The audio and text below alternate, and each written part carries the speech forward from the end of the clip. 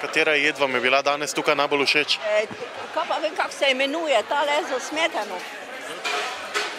In sicer bi si želeli takšne hrane na Lentu, ali je dovolj, da imamo čevapčiče, pleskavice? Ni dovolj, to je zelo fajn, da je pestro. Malo mora biti drugače, tistih smo še tako navajeni, nekaj novega pa kar pa še. Prvič na Lentu smo prišli in to zaradi njih, da sprobamo to. Super je, malo drugačno. Veliko bolj zanimivo je, kot samo čevapi in pleskavice.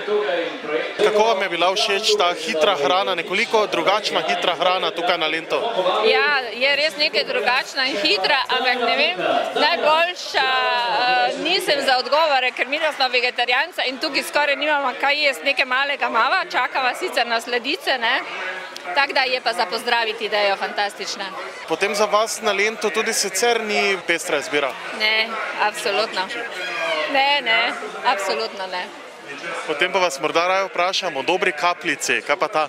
Bom rekel, izbira je kar prijetna, ne? Ampak tudi tukaj imamo rajši slajša vina, ne? Ki je pa žal malo manj na izbiro. Ne? Kaj bi se torej moralo na Lentu spremeniti, da bi tudi vam vegetarijancem bilo bolje? Predvsem manj mesa, ne?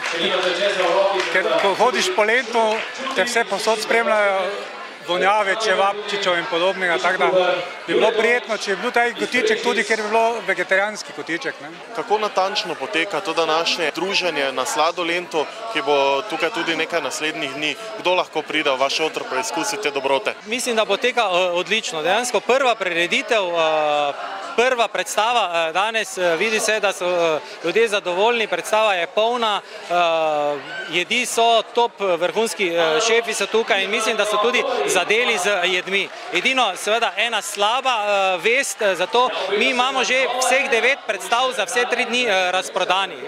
Žal je to, prvič smo naredili, zanimanje res izredno, zdaj vemo, to je poskusno, da tako rečemo, poskusno smo rekli, letos naredimo, da vidimo, kaj je za Evropsko prestolnico kulture in lahko rečem, da vemo, zdaj že smer, že po prvi predstavi imamo smer, ko imamo to, da prihodno leto imamo tudi že jedi, ki jih bomo seveda še nadgradili, dodali nove, tako da tudi Evropska prestolnica kultura imela prepoznavne jedi, drugačne jedi, kot so po celem svetu. Vi kot priznan kulinarični kritik, katera jed je vam osebno najbolj všeč?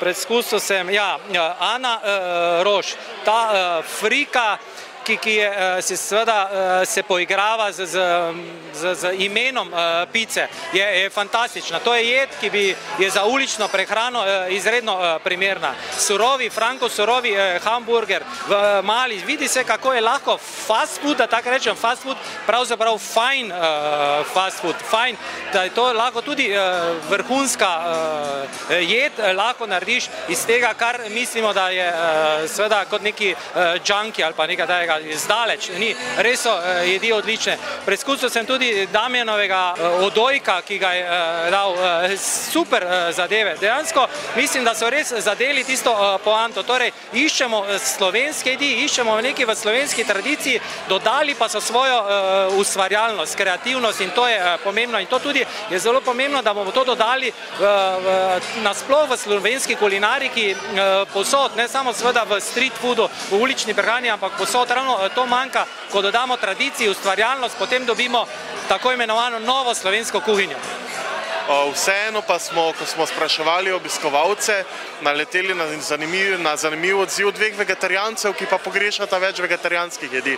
Ja, seveda, to je sigurno. Naredili bomo tudi posebne vegetarijanske zadeve, brez skrbi.